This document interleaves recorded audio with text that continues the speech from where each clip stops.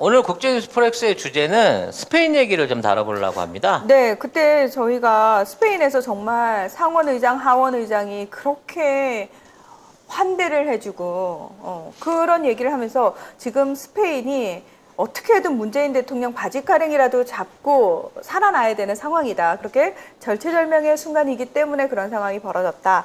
그래서 송 작가님이 그럼 도대체 스페인의 상황이 지금 어떤지 우리가 얘기를 해보자라고 말씀을 하셨죠. 예. 그래서 왜 문재인 대통령한테 올인할 수밖에 없었는지, 네. 스페인의 내부 상황하고 앞으로의 이제 전망에 대한 얘기들을 한번 해보도록 하겠습니다. 일단 저는 공식적으로 나온 얘기들 위주로 할 거고요. 혹시 뒤에 또 뭔가를 붙이실 게 있으신가요? 이제 스페인에 오늘 이제 얘기를 하다 보면 이제 왕가에 대한 얘기가 나올 거예요. 그렇죠. 도대체 이게 왜 이따위로 왕이 이 짓거리를 하고 있지 할 만큼 스캔들 덩어리거든요. 또 스캔들 전문이시잖아요. 전문이죠. 네, 그래서 또 뒤를 캐셨군요. 캤죠. 얘네들이 왜 이렇게 유럽에 있는 왕조 중에서도 질이 떨어진다. 이거 많이 도와준데도 이렇게 말하면 안 되고. 괜찮아요. 그쪽에서는 송 작가님 방송 보지도 않아요. 그럴까? 네. 우리 교민들이 또 알려줄까봐. 아무튼 스페인 왕조의 어떤 숨겨진 혈연의 비밀에 대해서 한번 혈연의 비밀. 해드리라. 혈통이 좀 그래. 이봐. 앞에서 내가 해봐도 소용없어. 나도 이쪽이 더 솔깃해? 끌리거든. 솔깃하거든. 도대체 뭔 일이 있었지? 이렇게 된다고. 예. 자, 여러분, 송 작가님의 핫한 이야기는 잠시 뒤로 미뤄두시고요. 제 얘기부터 먼저 들으셔야 됩니다. 예. 자, 일단 스페인이 문재인 대통령을 정말 간절하게 기다린 이유 제가 정리를 좀 해봤어요. 혼란스러운 정치 상황, 그리고 카탈루냐 지역의 분리 독립 문제, 그리고 또 하나 왕실에 대한 반대 여론이 급증하고 있고, 그리고 코로나19 팬데믹으로 인해서 지금 스페인 경제가 굉장히 안 좋습니다. 근데 이 모든 상황에서 스페인을 구원해 줄 사람은 누구다? 한국의 문재인 대통령이다. 네. 사실은 이제 스페인 입장에서는 한때 불과 2, 3년 전만 해도 네. 스페인, 그러니까 한국이라는 나라에 대한 존재감이 별로 없었을 거예요. 맞습니다. 네. 네. 근데 지금 갑자기 생각지도 못한 코로나를 비롯한 여러 가지 대외적 여건하에서 펀치를 세게 맞았는데 그렇죠. 지금 있는 상황에서 이걸 자발적으로 극복해주는 나라가 한국밖에 없거니와 유럽 안에서도 스페인이 뭐랄까 약간 좀 이제 따를 당하고 있는 네. 뭐 그런 유예요. 유럽 안에서 지금 따당하고 있는 나라들이 스페인 있고요, 이탈리아 있고요, 프랑스 있습니다. 네. 근데 놀랍게도 얘네들이 왕족이나 친척이라는 거. 네. 다 이유가 있는 겁니다. 따당하는 이유에는. 이게 네. 핏줄이 문제였구나. 그렇다고 봐야 되겠지. 아유, 결국은 예. 유럽의 양아치로 불리는 프랑스계 혈통, 스페인 왕조의 혈통 얘기는 조금 이따 하도록 하고, 네. 아무튼 어떻게 했는지부터 우리 팩트를 좀 정리를 해봅시다. 자, 일단 스페인의 정치 상황부터 간단하게 정리를 좀 해드리겠습니다. 스페인은 형식상으로는 단일 국가지만 실질적으로는 연방 국가입니다. 자치 정부들이 꽤 많이 있습니다. 현행 스페인 헌법 조문에서는 상황에 따라서 중앙정부가 자치 공동체의 자치권을 회수할 수 있는 권한이 규정돼 있습니다. 하지만 평소에는 건드리질 않습니다. 그리고 스페인에서는 스페인어를 포함해서 4개의 공용어가 쓰입니다. 카탈루냐어, 이 카탈루냐라는 지역은 어디냐면은 북서쪽입니다. 북서쪽인데 스페인 전체 지도에서 보면 북서쪽인데 여기는 그 바르셀로나가 주 도시이고요. 바르셀로나 올림픽 기억하실 겁니다. 이 카탈루냐는 사실은 1700년대까지는 상당히 독립적으로 자신들만의 문화와 언어를 가지고 살았던 지역입니다. 그런데 이 스페인의 수도인 마드리드를 중심으로 한 왕국이 이 카탈루냐를 먹어버리게 되는 상황이 벌어지는 거죠. 아무튼 스페인어라 함은 마드리드를 중심으로 한 요쪽 언어와 카탈루냐어, 그리고 갈리시아어, 그리고 바스크라고 해서 프랑스와 접해 있는 지역이 있습니다. 여기도 자치정부가 운영을 하고 있는데 바스크에서도 끊임없이 분리독립 문제가 터져 나오고 있습니다. 그래서 요 4가지 언어가 지금 공용어로 쓰이고 있고요. 스페인어는 총 전 세계에서 21개국에서 5억 4천만 명이 모국어로 사용을 하고 있습니다. 그래서 사실은 스페인어를 하는 게 상당히 유리하다라고 얘기를 합니다만 배우기가 쉽지가 않습니다. 자, 지금 스페인 같은 경우에는 총리가 실권을 잡고 있는데요. 지금 총리가 누구냐면은 그 잘생긴 페드로 산체스 사회노동자당 대표가 총리를 맡고 있는데요. 어찌하여 이분이 총리가 되게 됐는지 설명을 좀 해드리면 일단 2015년 총선부터 말씀을 드리겠습니다. 집권 중도 우파 국민당이 제1당을 차지를 했지만 과반은 못 가졌습니다. 그래서 2016년 7월에 다시 총선이 있었습니다. 그런데 또 과반 정당이 없었습니다. 그래서 12월에 국민당이 마리아노 라호이 대표가 총리를 맡아서 내각을 꾸리거든요. 그런데 이분이 부패 혐의가 발각이 됩니다. 그래서 2018년 6월에 불신임 투표가 가결이 되게 됩니다. 그래서 사회노동당의 페드로 산체스 총리가 신임 총리로 선출이 됐는데 자, 2019년 4월 총선에서 사회노동당이 제1당이 됐습니다. 하지만 과반수는 실패를 했습니다. 그래서 또다시 그해 11월에 또 총선이 벌어집니다. 그래서 여기서 우리가 너무 총선으로 인한 사회 혼란이 심각하니까 빨리 정부를 구성하자라고 해서 지난해에 스페인 민주화 이후 최초로 좌파 연립정부가 구성이 되는데요. 스페인 사회노동당하고 그리고 포데모스당이 연정합의에 성공을 하게 됩니다. 근데 요때 이걸 의회에서 가결시키기 위해서 어떤 조건을 내거냐면 카탈루냐 공화당이 기권표를 행사해주는 조건으로 카탈루냐 공화당과 협상을 합니다. 그래서 오늘 뉴스를 보니까 이 당시 카탈루냐 자치정부가 2017년에 독자적으로 주민 투표를 해요. 분리독립을 위한. 그래서 90%가 넘는 사람들이 우리 분리독립할래요 라고 찬성표가 나와가지고 일방적으로 그 자치정부에서 독립을 선언해버립니다.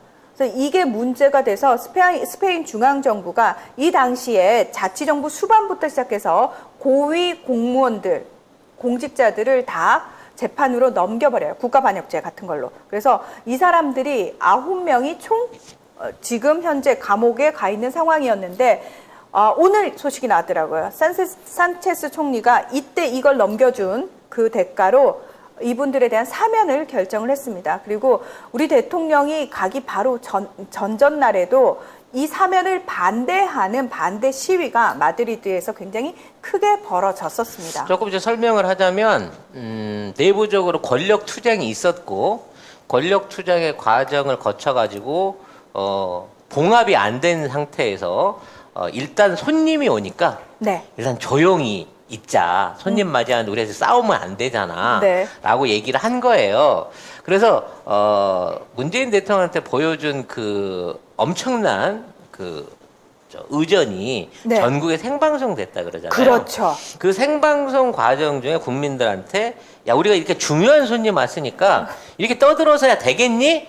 라는 식으로 이 환기를 시킨 거예요. 그러니까 문재인 대통령 방문 일주일 전부터 스페인 언론에서 계속 관련 뉴스가 나왔어요. 그러니까 그냥 조금 이제 심하게 말하면 엄청난 사람아. 그러니까 조용히 해야 돼. 인권 변호사부터 시작해가지고 지금 대한민국의 민주화를 이끌어가고 있으며 지금 4년 만에 대한민국 세계 최강국을 하고 있고 방역 문제를 비롯한 우리가 가지고 있는 모든 문제를 해결해 주실 메시아 같은 분이 온단 말이야. 근데 우리가 여기서 시위나 하고 말이야. 서로 싸우는 모습을 보여주면 되겠어? 라고 이게 실질적인 실적 이전에 정치적으로 이미 우리 문재인 대통령의 스페인 방문 한번 이용해 먹은 거지.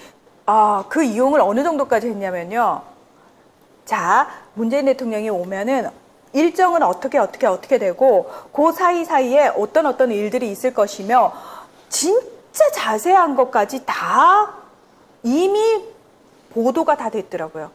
그러니까 저는 그게 되게 충격적이었어요. 그러니까 이 정도면 정말 정치권에서 총동원해가지고 언론을 들들들들 볶았다. 야, 이거는 진짜 해줘야 돼. 안 그러면 우리 큰일 나라는 수준으로 가지 않았나. 이 정도면 우리가 옛날에 레이프 가렛이라고 미국 팝 가수 올 때, 또 폴 맥카트니 이런 애들 올 때 한 일주일 전부터 매스컴에서 계속 온다 하고 콘서트 중계하고 나중에 TV쇼 나와서 정리하고 사람들 혼을 쏙 빼놓을 때처럼 진짜로. 완전히 스페인 사람들 혼을 쏙 빼놓은 거고요. 스페인 그걸 빼놓으면서 또 막 그런 얘기도 했어요.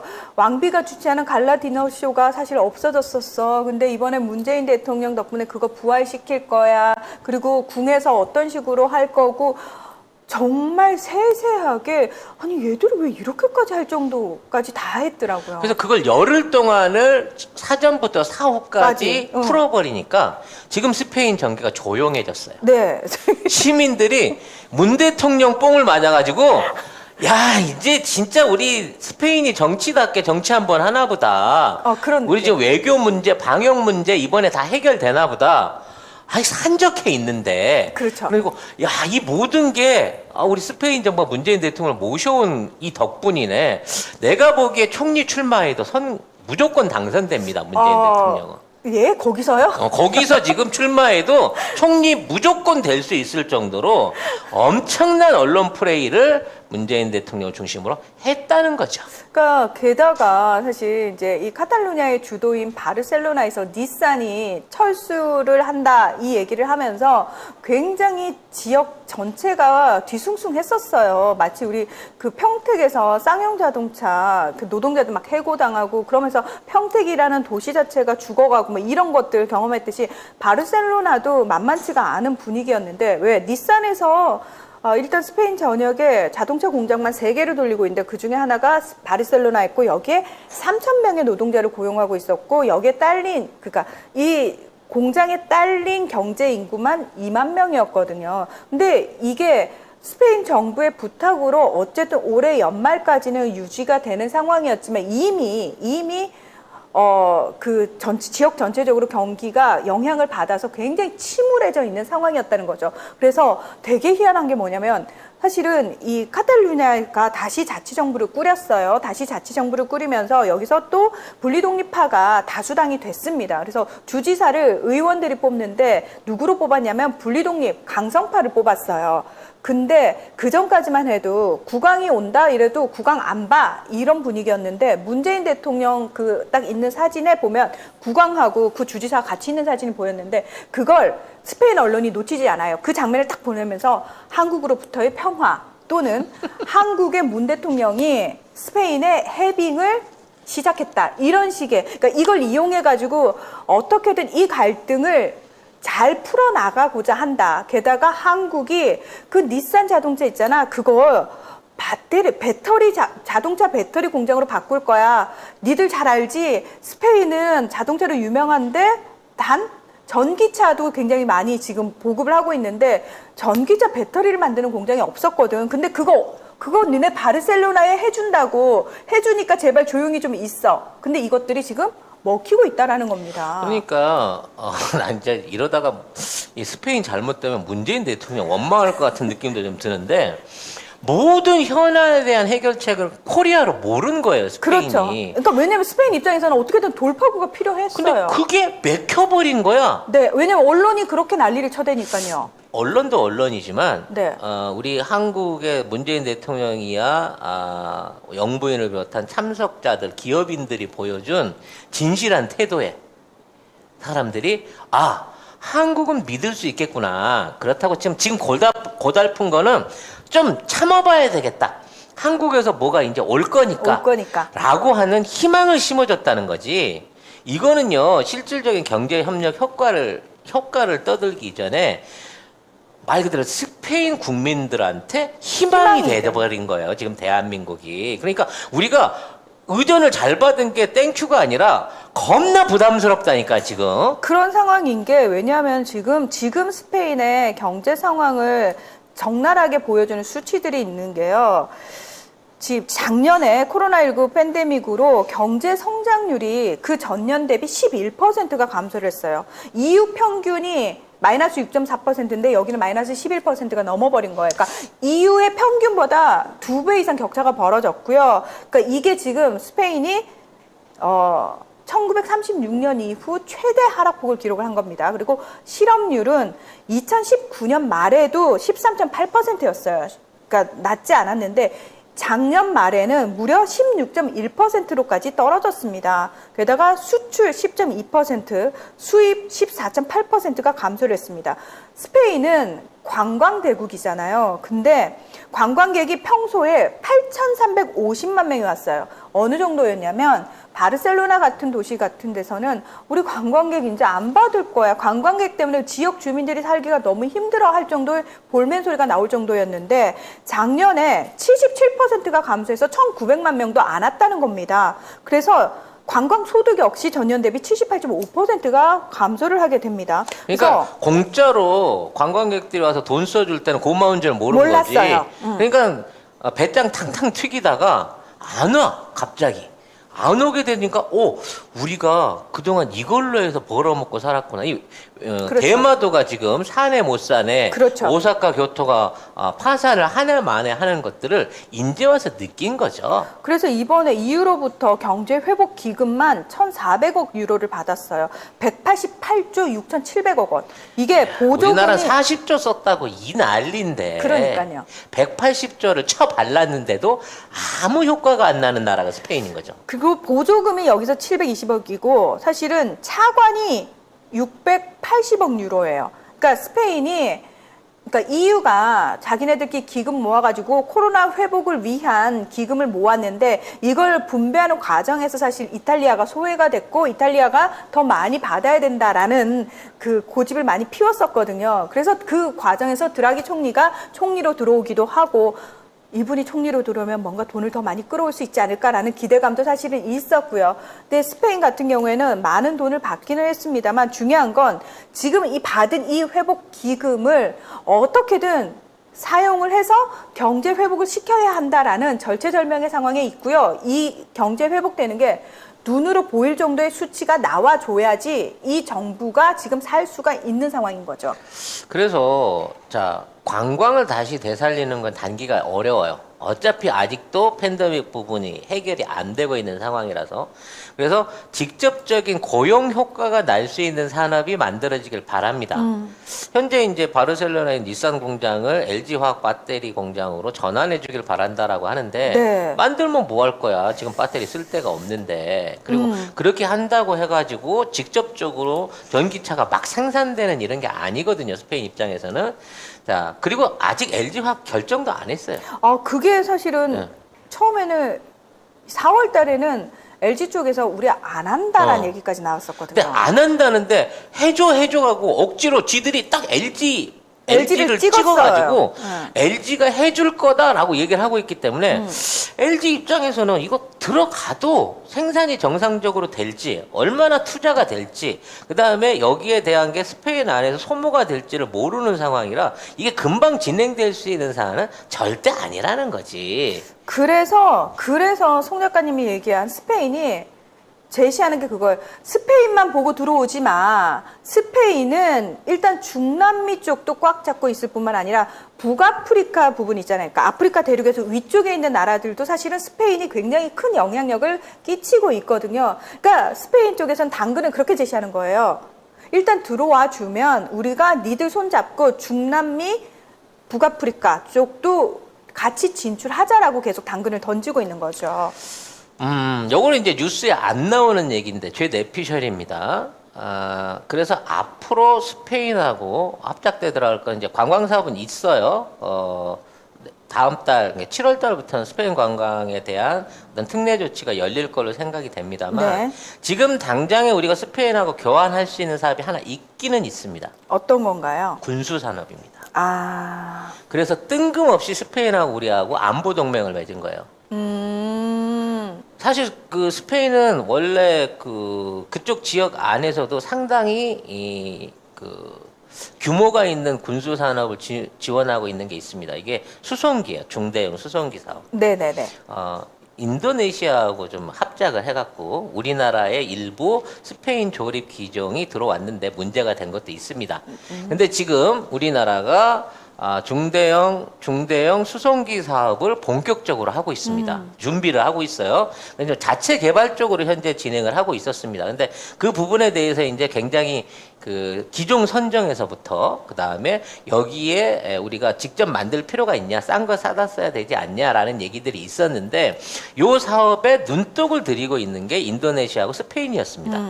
그래서 인도네시아는 스페인하고 생산하는 합작기를 우리나라 KF-20이라고 바꿔 먹으려고 하는 수작을 부렸었는데 그게 이제 말하자면 나가리가 될 상황인 거죠. 지네들이 이제 라파를 사는 바람에. 자, 그 상황에서 스페인이 가지고 있는 수송기 기술을 우리가 받아가지고 그쪽에 수송기를 사오고 대신 우리가 제공하는 게 뭐냐?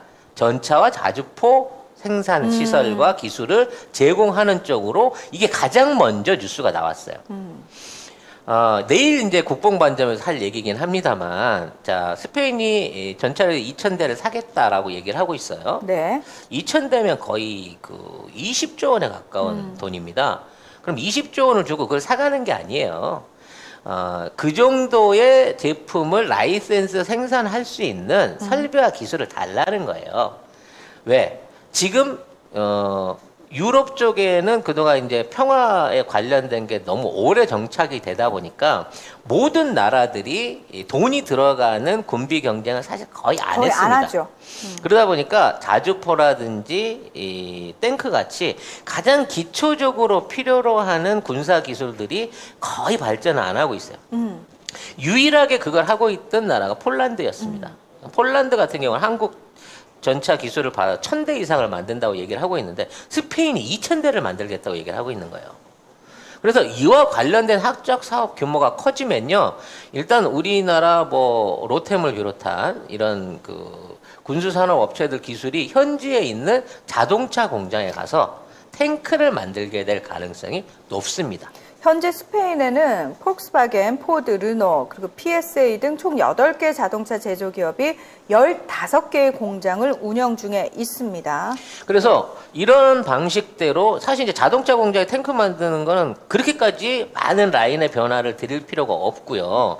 그와 관련해서 이제 한국 탱크의 성능이 워낙 우수하기 때문에 스페인뿐만 아니라 북아프리카를 비롯한 군수 산업의 요지로서 나갈 수 있는 여지가 큽니다. 그리고 우리도 거의 그와 상응하는 규모의 수송기 사업 안에서 직접 수입이라든지 아니면 공동 제작에 대한 기술들을 교류할 가능성이 굉장히 높은 거죠. 그러니까 자동차로 전기차로 변모해 가기 위한 준비 작업을 하는 동안에 네. 이 사업의 교환만으로도 지금 스페인에 가장 적체되어 있는 문제를 해결할 수 있는 열쇠가 거기에 있습니다. 아마 여기에 대한 발표가 조만간 있으리라고 생각이 됩니다. 네. 자, 다음은 스페인 왕실 얘기가 지금 가장 궁금하실 텐데요. 스페인 왕실과 관련된 말씀을 좀 드리면은 사실은 지금 스페인이 왜 이렇게 분열을 하고 정치적으로 혼란을 겪고 있느냐. 사실은 그 프란시스코 프랑코라고 하는 독재자가 무려 40년에 걸쳐서 독재를 하는 과정에 있어서 지역 간의 갈등을 의도적으로 부추긴 부분도 없잖아 있거든요. 사실은 근데 왕실을 얘기하면은 프랑코 얘기를 꼭 할 수밖에 없습니다. 왜냐하면 프랑코가 자신의 장기 집권과 독재를 더 강화하기 위해서 그러니까 사라졌던 왕실을 부활을 시킨 거거든요. 그러니까 그걸 뭐라 그러지? 허울뿐인 왕실이긴 하지만 네. 스페인 왕실을 부활을 시켜줬습니다. 그렇죠. 문제는 이제 스페인 왕실이 이 족보가 굉장히 복잡해요. 네. 사실 이게 오리지널 스페인 애들이 아닙니다. 그건 그래요. 네. 이건 원래 이제 이게 스페인의 처음에 왕실의 탄생 역사를 봐야 되는데 스페인은 원래 그 반도 자체가 아프리카 쪽에 많이 치우쳐져 있었기 때문에 네. 이슬람 교도였어요. 그렇지. 이슬람 교도였는데 정말 이슬람 교도인데 우습게도 예수의 12제자 중에 한 사람의 묘역이 발견이 됩니다. 이베리아 반도에서. 네, 이베리아 반도 내에서 스페인 한 가운데 이슬람이 진을 치고 있는 그 지역 안에 예수의 12제자 중에 한 사람의 묘역이 발견됐다 그래갖고 갑자기 교황청이 끼어들어가지고 거기를 뭐라 그럴까 정보를 했다 그러나? 아무튼 그 지역에 아. 진출하게 되는 거야. 네네. 왜냐면 예수의 발자취가 있었던 지역이기 때문에 이건 기독교 국가를 만들어야 된다라고 해갖고 거기에 들어가게 된 거죠. 그래서 거기 있는 기존의 이슬람 국가들하고 그 다음에 그 예수가 있는 지역들하고 그 다음에 그 옆에 따로 있었던 독립적인 왕국 해갖고 이게 한 5개로 쪼개집니다. 포르투갈까지 정확하게 5개로 쪼개지게 돼요. 그래서 이렇게 쪼개진 상황에서 자기네들끼리 이제 치열하게 경쟁을 하다가 나중에 통일 스페인으로 만들어지게 되는 건데 그런 과정에서 우습게 기독교 국가가 되죠. 그 무덤은 진짜 무덤이었어요? 찐 무덤이었어요? 아니면은 나는- 침입을 하기 위한, 그러니까 침략을 하기 위한 명분이었어요? 그건 아무도 모르지. 아무튼 근데 그 성자의 무덤이 발견됨으로 인해 갖고 AD 60년이니까 기원 서기 한 670년쯤 되는데 그때 이후로 이제 갑자기 이 기독교 국가로 스페인이 변모를 하게 되는 거예요. 되게 뜬금이 없긴 하네요, 진짜. 이렇게 되다 보니까 기본적으로 이탈리아의 영향력을 무시할 수가 없게 됩니다. 교황의 영향력을. 자, 그러던 과정 중에 이제 안에서 스페인 왕조가 만들어지고 왕가가 이어지게 되는데 대가 끊겨요. 대가 그렇지. 끊기니까 왕은 있어야 되고 이렇게 되다 보니까 프랑스에 있는 부르봉 왕조의 후손을 데리고 오죠. 데려다가 이제 왕을 시킨 거예요. 네, 부르봉 왕가. 네, 이렇게 되다 보니까 사실 이제 그 안에도 왕위를 계승할 수 있는 이른바 왕의 반계 후손이 있었어. 어디에? 카탈루니아 지역. 카탈루니아 쪽에, 그러니까 왕국이 달라요. 그렇죠. 왕국이 네, 다르지만 달라요. 그래도 한때는 친척이었고 친척이었죠. 뜬금없는 프랑스제 왕보다는 훨씬 더 정통성이 있는 스페인제 왕의 후보가 있었는데 이거를 부르봉 왕조로 앉혀갖고 왕가를 하게 되는 순간 지역 감정이 생겨나 버린 거죠. 그리고 전쟁이 붙었죠. 네, 합스부르크 왕가하고 부르봉 왕가 싸움이 붙은 거죠. 그리고 영원히 이제 어떤 반감은 안 일어나는 거예요. 그러니까 이제 왕조가 있긴 하지만 왠지 이민족이 와갖고 왕을 하고 있는 것 같은 그런 그 매우 찝찝한 그런 느낌이 이제 안 가시고 있는 상황으로 이어지게 되는 거죠. 네, 근데 왕은 그거 몰라? 알지. 눈치가 있잖아. 네. 백성들의 존경심이 그닥 이게 좀 아니네? 라는 느낌을 받고 있기 때문에 아무래도 백성들을 사랑하고 이런 것보다는 프랑스나 이탈리아에 있는 친척들과 외사촌들하고 좀 더 많은 교류를 가지면서 이 민심에 위반되는 짓거리들을 많이 저지릅니다. 이게 최근까지 계속 이어지는 거죠. 네. 그래서 지금 왕실이 뭔 짓거리들을 저질렀는지 그거에 대한 스캔들 얘기를 좀 해봐 주시면 좋을 것 같아요. 자, 1931년에 스페인은 공화국으로 바뀌었다가요. 프랑코가 일방적으로 왕정을 복구를 했죠. 근데 본인이 정작 살아있을 때는 절대 왕을 세우진 않았습니다. 근데 프랑코가 딱 죽은 다음에 후안 카를로스 1세가 국왕 자리에 올라요. 근데 이 사람이 왕이 돼서 왕조 체제로 갔음에도 불구하고 1981년에 다시 쿠데타가 벌어지거든요. 그거를 국왕이 제압을 제대로 합니다. 태국 왕하고 비슷한 네. 케이스죠. 네, 제압을 해가지고 TV를 통해서 그러니까 담화를 발표를 하면서 이 쿠데타는 용서치 않는다. 그래서 와, 민주주의를 수호한 우리의 왕 국왕 막 이런 이미지 메이킹이 굉장히 잘 됩니다. 그래서 2000년까지만 해도 여론조사를 해보면 왕실에 대한 지지도가 80%예요. 잘 생각해 보세요. 36년간 프랑코라는 독재자가 독재를 끔찍하게 했단 말이에요. 심지어 이 시기에 가톨릭은 이 프랑코의 독재를 충실히 도와주는 지원군의 역할이었어요. 그래서 이때 왜 그러니까 반체제 인사들의 아이들이 부모로부터 강제로 떨어져 나와가지고 입양을 가죠? 아니, 네. 친정부 인사들한테 입양을 가요. 그게 나중에 몇십 년 후에 밝혀져가지고 지금까지도 스페인의 아픈 역사로 남아있거든요. 그러니까 자식을 뺏어다가 의붓 아들로 그것도 정적들한테 나눠져 버린 케이스가 되니까 그거 아르헨티나에서 있었던 일이라고 똑같은 일이 스페인에서도 있었는데 근데 그 과정에 신부하고 수녀가 깊이 관여가 그렇죠. 됐었죠. 그 예. 카톨릭 사제들이 그 스캔들에 엮이는 바람에 말하자면 그 영원히 지울 수 없는 앙금을 만든 거죠. 네, 자, 근데 중요한 거는 이 후안 카를로스와 국왕이 되게 잘하는 것처럼 이미지 메이킹을 했는데 이분이 너무 구린 짓을 많이 했어. 그러니까 그 좀 적당히 했었어야 되는데 너무 많이 했어. 인기를 말미암아 내부적으로 이걸 많이 헤쳐먹은 거죠. 네, 일단 근데 그거는 네. 백성들이 알아서 좀 챙겨주면 되는데 너무 안 챙겨준 것도 문제가 있지 않았을까? 뭐라는 거야. 저 하는 어? 짓이 딱 보면 MB랑 똑같은데. 심지어 외국 정상들로부터도 뇌물을 받았어요. 그리고 혼외 관계. 아, 끝까지 자기 자식 아니라고. 예, 아무튼. 네. 그리고 그 혼외 관계가 한 번으로 끝난 게 아니에요. 예. 근데 또 이게 있어요. 혈통이야. 왜냐면 그 프랑스 부르봉 왕조 쪽 이쪽 애들이 아. 다 그렇게 사고들을 많이 칩니다. 혼외 관계로. 뭐 그거하고 똑같아? 삼성가 남자들이 다 그렇게 그렇다더라. 이거하고 근데 똑같은 거야? 부르봉 왕조는 이렇게 이제 왜 대외적으로 바람을 많이 피다 보니까 근친혼이 성행했던 다른 왕조에 비해서 건강해. 그렇게 건강할 수가 없는 거야. 일단 등치도 좋고 잘생긴 데다가 막 혼혈이 섞이다 보니까 키도 크고 일단 피겨가 좋아. 그리고 일단 건강하잖아. 그렇게 되다 보니까 그 중세 유럽 이후에 말하자면 동네 왕이 없으면 그렇지. 부르봉 왕조한테 계속 꿔다 쓰는 거야. 예?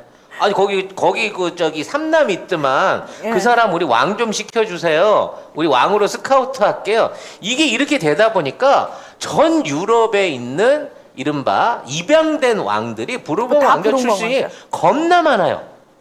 그러니까 그렇게 되다 보니까 이걸 뭐라 그래야지? 왕 전문 가문 뭐 이런 그 왕 입양 전문으로 합니다. 이런 게 돼버리는 거지. 게다가 그렇게 후손들 많이 낳았어. 여기저기 많이 씨를 많이 뿌렸어. 그렇기 때문에 이 혈통들이 그렇게 본능이 왕성해. 아유, 네. 싫다. 아무튼 그래서 아무튼 문란한 혼외 관계가 일단 있었고요. 네. 아무튼 관련해서 이제 그 국왕이 이런 거를 결정할 수 있는 권한이 있는지 모르겠는데 뭐 고속철 사업 관련해 가지고 뇌물을 받아 가지고 2008년에 사우디아라비아로부터. 스위스에다가 비밀 계좌로 넣어놨다가 네. 들키죠. 네. 이게 얼마나 받아 처먹은 줄 알아? 1,200억 원 상당이야. 아이 껌값인데 MB 얼마 받았지? MB는 반띵이니까 한 최소 나는 20조 정도는 해먹었을 거라고 봐요. 야, 이씨. 아무튼 또 욕하려고. 아무튼 그래가지고 이런 연문설이나 비밀 계좌 같은 설들이 이제 계속 있는데 이거를 이제 이렇게 저질렀으면 이제 반성하고 토해내야 되잖아. 그렇죠. 근데 그런 거 명박이랑 없어. 똑같은 짓을 해요. 싱가폴로 회사를 옮겨서 재산을 은닉하고 본인은 외국으로 튀어버립니다. 이분 지금 아랍에미리트에 가 계십니다. 미친 거 아니야? 죽지도 않은 왕이 비리 문제를 들고 일어나니까 다른 나라에 가갖고 그러니까 뇌물 준 나라에 가갖고 그 나라에서 안 들어와요. 네, 안 들어오면서 그렇게 얘기해요. 재판 진행 중에 있거든요. 나 언제든 가서 증언할 자세 돼 있어. 재판 받을 거야. 그러니까 말만. 국왕님 일단 들어와 보세요. 들어와서 얘기해. 그런데 아니, 아직은 말은 거기서 여건이 해. 안 된 것 같아. 말은 거기서 하고 일단 그리고 문서로 보내. 내가 성실하게 답변할게. 이런 아주 가평 잣 같은 형태를 지금까지 이어오고 있는 거죠. 그래가지고 너무 이제 여론이 안 좋아지니까 아유씨 더 버티면 큰일 나겠다. 그리고 아들도 계속 아버지 그냥 비켜놔. 내가 왕으로 올라갈게. 이래서 펠리페 6세 지금 우리 그 문재인 대통령을 국빈 초청했던 펠리페 6세가 사고친 아버지를 대신해서 지금 국왕이 있는 거예요. 근데 이게 이제 한 번의 사고로 끝난 게 아닙니다. 너무 여러 번이야. 네. 여자 문제는 그렇다고 쳐. 본능이니까. 근데 돈 문제를 또 사기를 친 거야. 네. 받아먹은 스위스 계좌밖에 없다 그랬거든. 또 있어요. 근데 정체불명의 법카가 나타난 거야. 네. 아씨, 그 이거 국왕이 진짜 출처를 알 수 없는 신용카드. 아니 국왕이 돈을 쓰고 다니는데 출처를 알 수 없는 법카를 쓰고 다니는 거지. 또 이거 세무당국이 이걸 찾아낸 거예요. 그랬더니 어머, 아우 내가 깜빡했네. 마치 그거하고 똑같아. 내 재산이 11억 있었는지 몰랐어라고 얘기하는 의원이 있었잖아요. 그 돈이 어디서 나왔더라? 이렇게 된 거야. 그러니까 아니 좀 잊어주려고 했는데 아직 한 번이면 용서해 주려고 했는데 숨겨놓은 재산이 또 있는 거 있어요. 아니야? 야, 다 까. 이렇게 이제 나오기 시작하게 된 거죠. 그러니까 뭐 울며 겨자 먹기로 뒤늦게 나 세금은 낼게. 내가 까먹은 거야. 안 내려고 한 거 아니었어. 내가 지금 비밀 계좌가 따로 있는 거를 내가 깜빡 잊고 있었네? 내가 세금 내면 될까? 라고 얘기를 하니까 국민들이 얼마나 열받겠어요. 그러니까 하나씩 나올 때마다 세금 내면 되잖아. 하나씩 또 까져. 지금 이게 사실은 언제까지 갈지 모르겠어요. 그러니까 펠페 국왕이 일단 빨리 아빠를 손절쳐야 되잖아요. 그러니까 국왕이 나 아버지하고 아무 상관없는 사람이야. 아버지 재산은 1도 관심이 없어. 아니 이거는 내가 아버지를 잡아쳐놓은 다음에 그렇지. 대대로 정의 실현을 해갖고 그 돈은 전부 국고에 환수하겠습니다. 사실인데 이래야 되는 거 아니겠어요? 정의 구현을 한다고 치면? 근데 그냥 지난해 3월에 아버지의 유산 상속을 포기한다고 발표를 하고요. 그럼 유산이 얼마나 있는데 포기한 거예요? 여기에 대해서는 답을 못하죠. 네. 근데 아버지가 알지 나는 모르지. 근데 나는 그 돈 안 받는다니까? 전두환 아들내미하고 똑같은데? 아니지, 재용이랑 똑같은 거지. 저만 봐주시면 자식한테는 절대 3대 세습을 안 하겠습니다. 요런 얘기랑 똑같은 거 아니야? 잠깐만 욕 나오는데 아무튼 그러면서 전직 국왕에게 주는 국가의 연금 20만 달러 2억 7천만 원도 취소를 한 상태예요.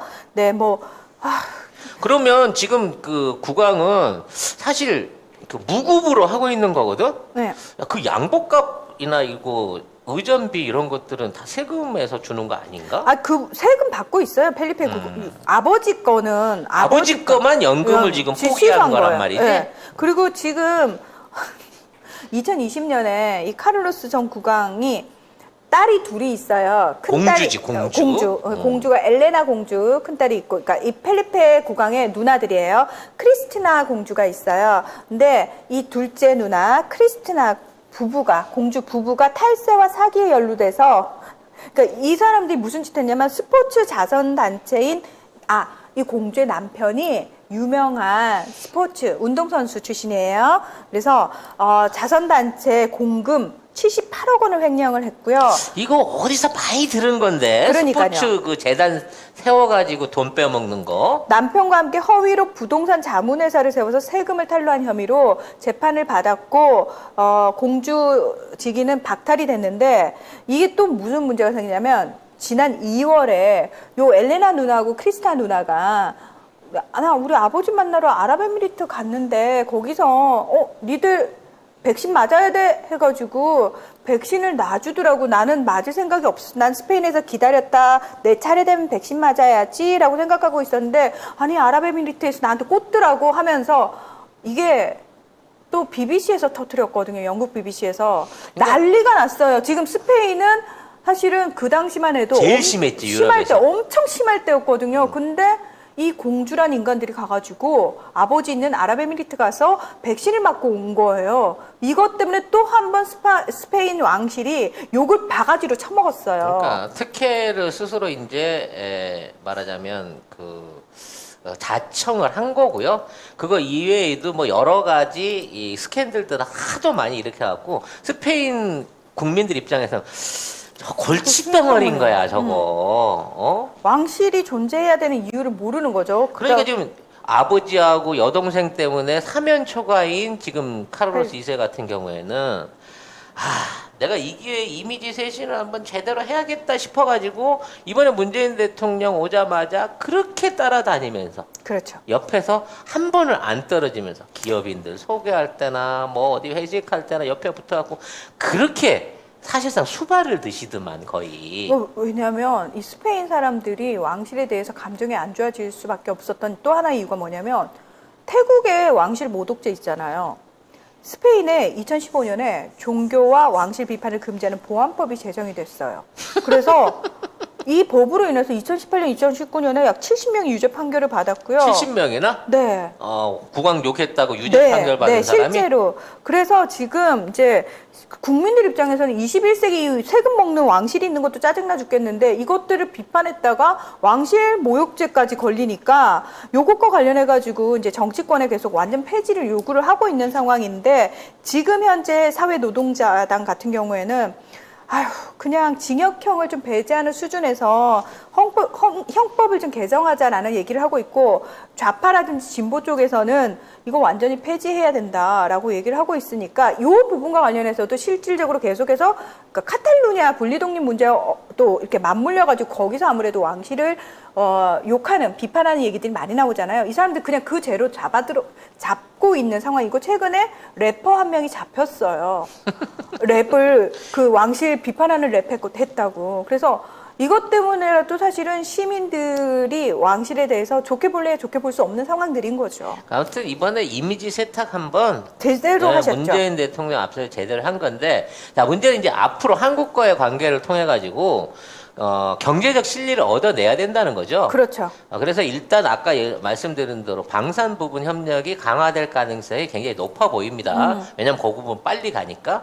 그 다음에 의외로 그동안 스페인하고 우리하고 연결돼 있는 종목들이 꽤 있었어요. 꽤 많았어요. 저도 이번에 조사하면서 깜짝 놀랐어요. 예. 일단 우리가 최근에 이슈가 됐던 울산 해상 풍력단지 프로젝트 있잖아요. 네.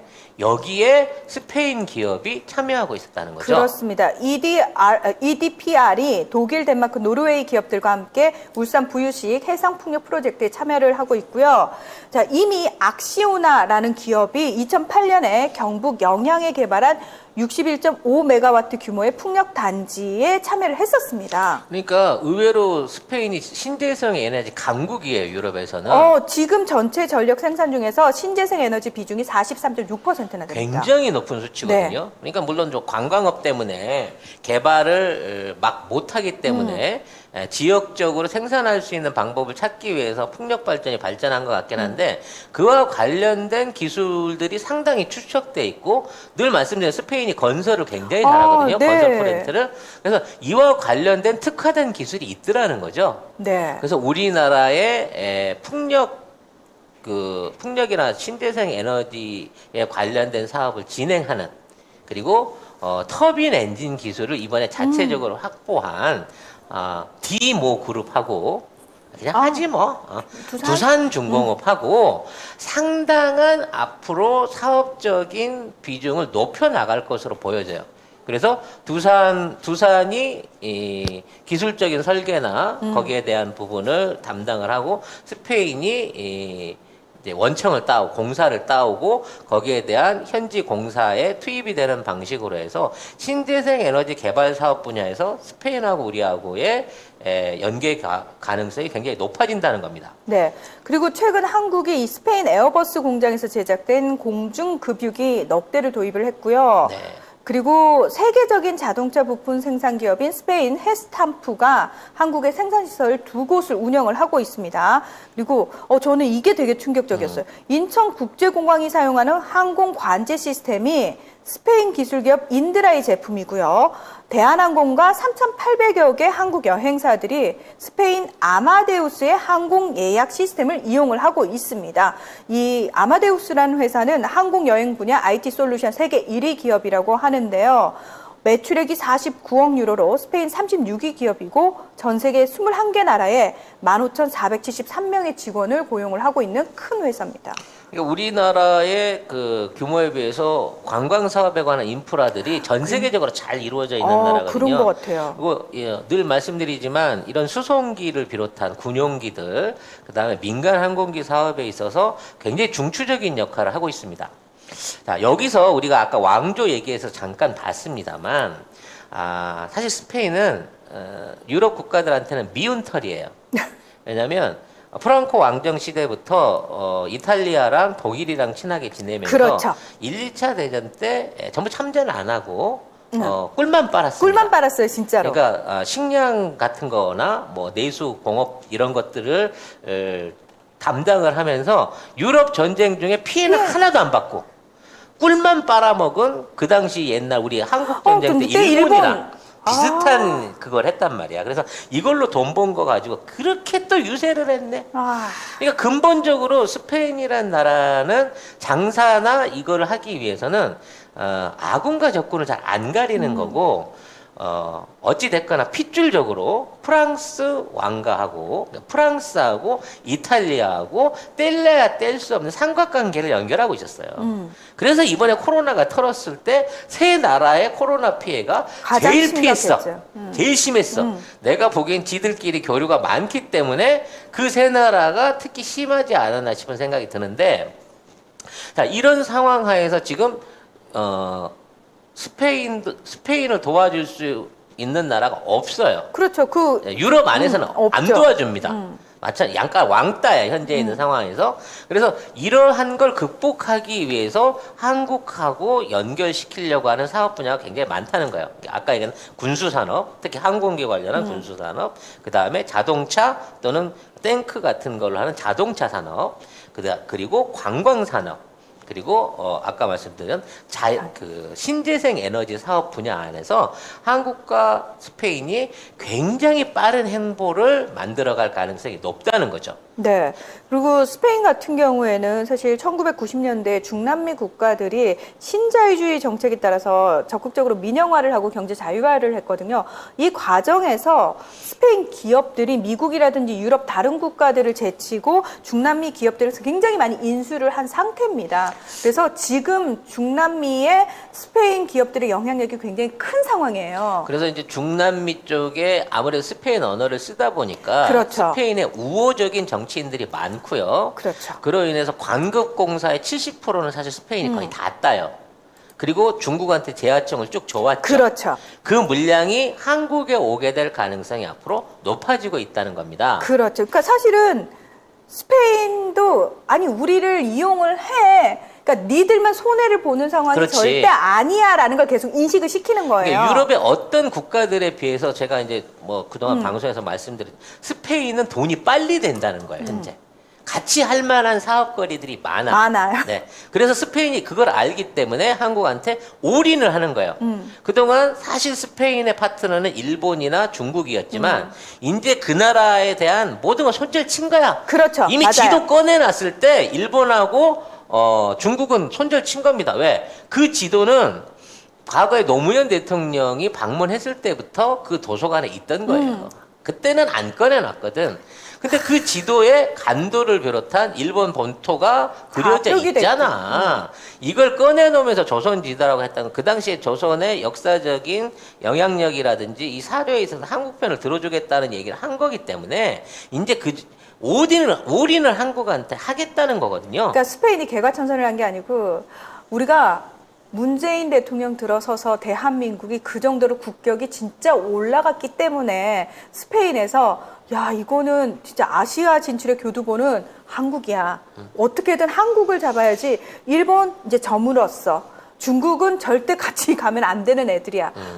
판단을 확실하게 내렸고 본인들이 어디에 설지 줄을 제대로 섰다라는 거죠. 확실하게 정했다라는 거죠. 네.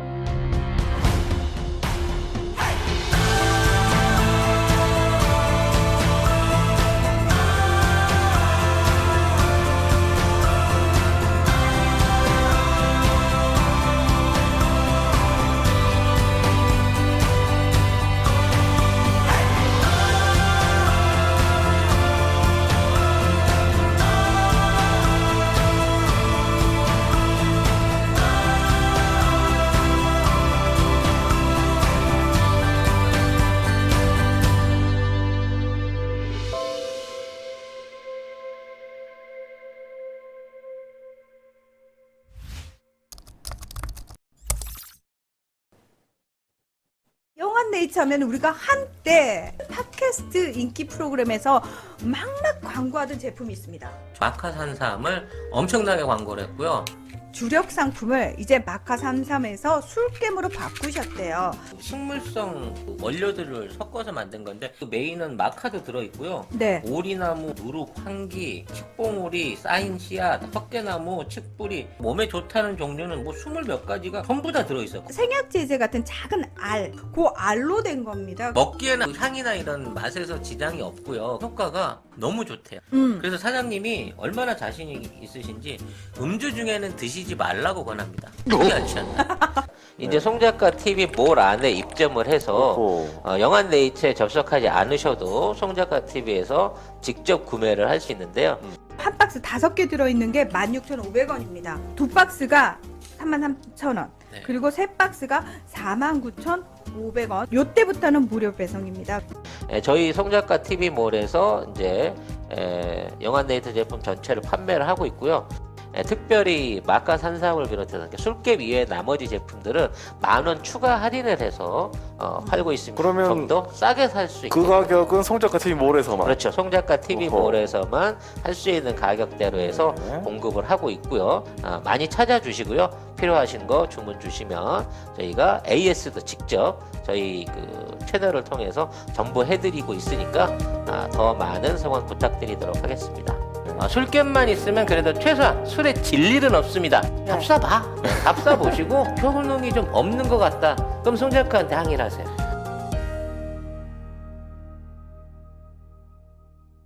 그래서 오늘 스페인 얘기를 쭉 해본 거는 대부분 우리나라 문재인 정부 말고 역대 대통령들이 어딜 갔다 오면 만찬 한번 잘 얻어먹고 와서 무슨 40조 경제 유발 효과니 그래놓고 아이씨, 잠깐 어디서 많이 듣던 더러운 얘긴데? 가라 중동으로 뭐하러요? 간호사 하러 가. 이 젊은 청년들아 한국에 있지 말고 중동에 가가지고 식모나 간호사를 해라 이러고 이제 하던 시절이 있었습니다만 이번에 스페인 같은 경우에는 스페인도 기대하는 만큼 진짜라는 거야. 그러니까 네. 이거는 적극적으로 대응해줄 필요가 있다는 거지. 그리고 이제 이번에 드러난 여러 가지 전략적 동반자 이건 있지만 안보 관련 협력을 비롯한 여러 가지 50개 기업 총수들이 지금 한국 기업들한테 목을 메고 있잖아요. 앞으로 엄청난 GDP 창출을 할 수 있는 교두보가 될 수 있다는 면에서 이번 스페인 방문 효과에 대한 어떤 그 준비 그리고 그와 관련 기업들과 그 수혜에 대해서 관심 깊게 들어봐야 된다는 거예요. 지켜봐야 된다는 거예요. 그러니까 확실히 예전에는 우리나라 대통령들이 그 나라를 국빈 방문하더라도 이렇게 대대적으로 국민들에게 언론이 나서가지고 그 현지 언론이 나서가지고 한국이라는 나라가 어떤 나라고 이 나라가 우리에게 얼마만큼 지금 중요하고 이런 것들을 설명하지 않았단 말이죠. 그러다 보니까 그냥 정치인들의 어떤 의례적인 행보 같은 느낌에서 그쳤다면 지금은 언론이 대대적으로 오스트리아도 마찬가지고 스페인도 마찬가지고 계속해서 한국이라는 나라에 대해서 전반적으로 분석하는 기사, 설명하는 기사를 다 내보냈단 말이죠. 이렇게 되면은 뭐가 달라지냐면 그 나라 사람들한테 한국 사람들이 각인이 되는 거예요. 이제 동양인들을 보면은 너 일본인이니? 또는 너 중국이야?가 아니라 혹시 너 한국이니? 라고 먼저 물어보는 분위기가 완전히 바뀌었다라는 걸 교민들이 체감을 하고 있다라는 거죠. 예. 단순하게 스페인이란 나라랑 맺은 관계가 스페인에서 그치지 않고 중남미 전역 스페인 그렇지. 어권 전체에 영향을 미치고 있을 만큼 이번에 방문 성과는 중요했고 스페인도 그만큼 많은 준비와 많은 기대를 갖고 우리 대통령을 영접한 거다. 그러니까 단순하게 우리 쓰레기 언론이 말하는 대로 임기 말년에 관광하기 위해서 스페인을 찾은 게 아니라 임기 말년에 전략적인 그동안 전혀 없던 시장이잖아.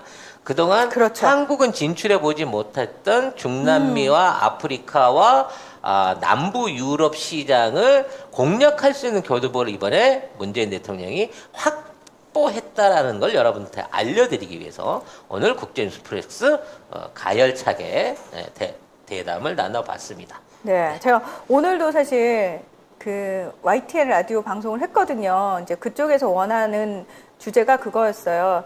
그러니까 실제로 그 우리 대통령이 국빈 방문했던 그 현지 언론의 반응을 전해달라고 해가지고 제가 오늘도 또 또 된소리를 또 던지고 왔구나. 그랬더니 아니 우리 송작가 TV 애청자분들께서 또 거기다 댓글도 달아주시고 잘한다. 사실 여러분 그거 아세요? 질러라 질러 씨.